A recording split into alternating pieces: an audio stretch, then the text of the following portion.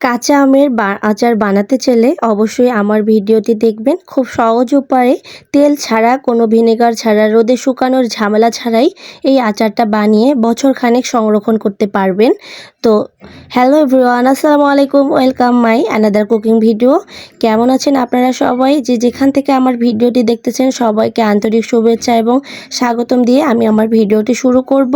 তো আমার রেসিপিটি যদি আপনাদের ভালো লেগে থাকে, শুরুতেই বলে দিচ্ছি অবশ্যই লাইক কমেন্ট করে শেয়ার করে যাবেন। আর যারা যারা আমার চ্যানেলে নতুন আসবেন অবশ্যই আমার চ্যানেলটিকে সাবস্ক্রাইব করে দিয়ে পাশে থাকা বেল আইকনটিতে একটা ক্লিক দিয়ে দিবেন। তো বন্ধুরা, শুরু করা যাক। এখানে আমি আপনাদেরকে কাঁচা আমের আচার তৈরি করে দেখাবো। এখানে আমি কাঁচা আম নিয়েছি 1 কেজি পরিমাণ। তো আমগুলোর খোসাগুলো এভাবে ছাড়িয়ে মধ্যখান থেকে বিচিটা বের করে দুফাক করে নিয়েছি। এখন এগুলোকে আমি পাতলা পাতলা করে কেটে নেব। পাতলা পাতলা করে কেটে নেওয়া হয়ে গেলে এখানে আমি 1 কাপ পরিমাণ চিনি দিয়ে দিব। 1 কেজি আমের জন্য 1 কাপ পরিমাণ চিনি, অবশ্যই মেজারমেন্টটা আপনাদেরকে মনে রাখতে হবে। তারপর এই আমের ফালিগুলোকে আমি এভাবে একটু ঝাঁকিয়ে ঝাঁকিয়ে চিনিগুলো আমের গায়ে গায়ে মিশিয়ে নেব। অবশ্যই এভাবে ঝাঁকিয়ে ঝাঁকিয়ে মিশিয়ে নিতে হবে। মিশিয়ে নেওয়া হয়ে গেলে একটা পর্যায়ে এই যে আমি আপনাদেরকে দেখিয়ে দিচ্ছি কিভাবে পাতলা পাতলা করে কেটে নিয়েছি আমি আমটাকে। না মোটা না পাতলা, এভাবে রেখে দিতে হবে।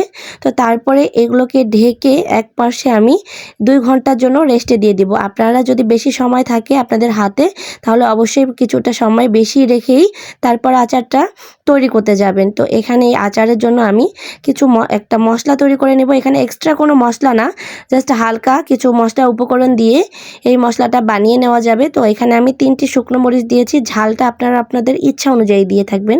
যারা বেশি ঝাল খেতে পছন্দ করেন তারা অবশ্যই মরিচের পরিমাণটা একটু বাড়িয়ে দিবেন।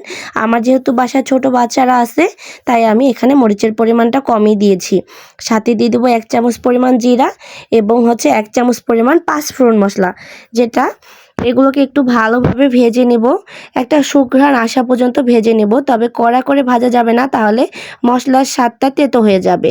তো একটা পর্যায়ে একটা ঘ্রাণ চলে আসলে ভাজার আমি মশলাগুলোকে নামিয়ে নিয়ে ব্লেন্ড করে নিব। তারপরে আবারও কড়াই বসে দিয়ে এই যে আমি 2 ঘন্টা আম আর চিনি মিশ্রণটা রেখেছি, এই যে আম এবং চিনি থেকে কতখানি পানি বের হয়েছে, আমি আর এক্সট্রা কোনো পানি এখানে ব্যবহার করব না।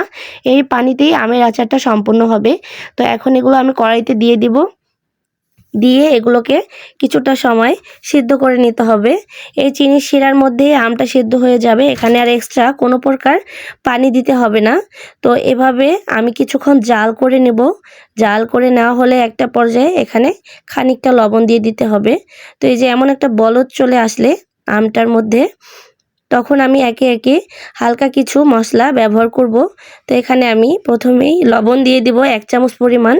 লবণটা আপনারা স্বাদ অনুযায়ী দিয়ে থাকবেন। আমার কাছে মনে হয়েছে 1 চামচ পরিমাণই পারফেক্ট। তো 1 চামচ পরিমাণ লবণ দিয়েছি, সাথেই আমি দিয়ে দিব 1/4 চা চামচ পরিমাণ লাল মরিচের গুঁড়া। এখানে লাল মরিচের গুঁড়াটা আমি খুবই সামান্য ব্যবহার করেছি, কেননা আমি 3টি শুকনো মরিচ অলরেডি ব্যবহার করে ফেলেছি। আর যেহেতু আমার বাচ্চারা খাবে, তাই আমি একটু হালকা ঝাল দেওয়ার প্রয়োজন বোধ মনে করেছি। আপনারা যদি বাসায় বড়রা খেয়ে থাকেন তাহলে অবশ্যই ঝালের পরিমাণটা একটু কমিয়ে বাড়িয়ে নিতে পারবেন। তো একটা পর্যায়ে আমি এই যে 1/4 চা চামচ পরিমাণ মরিচের গুঁড়া দিয়ে এটাকে ভালোভাবে আর একটু নেড়ে দেব। ভালোভাবে নেড়ে দেব। এই আচারটা বানাতে খুব একটা বেশি সময় লাগে না, যেহেতু এখন কাঁচা আমের সিজন, বাজারে অ্যাভেলেবল কাঁচা আম পাওয়া যায়। তাই অবশ্যই আপনারা একবার হলো ট্রাই করে দেখবেন। এই আচারটা খিচুড়ির সাথে খেতেও অনেক ভালো লাগে, শুধু শুধু খেতেও অনেক ভালো লাগবে। তাই অবশ্যই চেষ্টা করবেন বাসায় এই সহজ উপায়ে আমের আচারটা তৈরি করতে। এই যে অনেকটা পানিটা শুকিয়ে গেছে, চিনির যে শিরাটা এটা শুকিয়ে গেছে। তো অলরেডি আমি যে মশলাটা বানিয়ে রেখেছি, এখন সেই মশলাটা আমি দিয়ে দিব।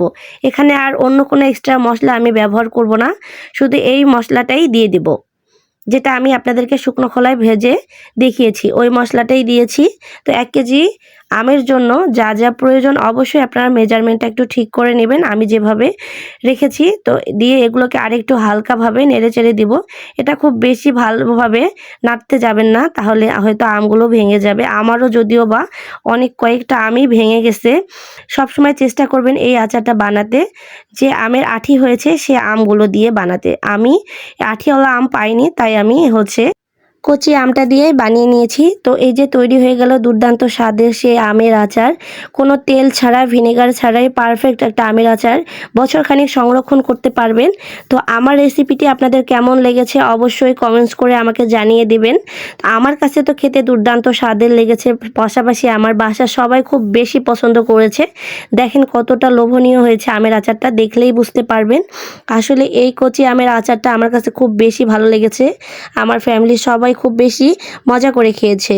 তো আমার ভিডিওটি ভালো লেগে থাকলে অবশ্যই লাইক কমেন্ট শেয়ার করে যাবেন। যারা যারা চ্যানেলে নতুন আসবেন অবশ্যই আমার চ্যানেলটিকে সাবস্ক্রাইব করে দিয়ে পাশে থাকবেন। আপনারা পাশে থাকলে আমি কাজের অনুপ্রেরণায় হবে অবশ্যই। তো সবাই ভালো থাকবেন, সুস্থ থাকবেন, আমার জন্য দোয়া রাখবেন, আমার ফ্যামিলির জন্য দোয়া রাখবেন। যে যেখান থেকে আমার ভিডিওটি শেষ পর্যন্ত দেখেছেন সবাই ভালো থাকবেন।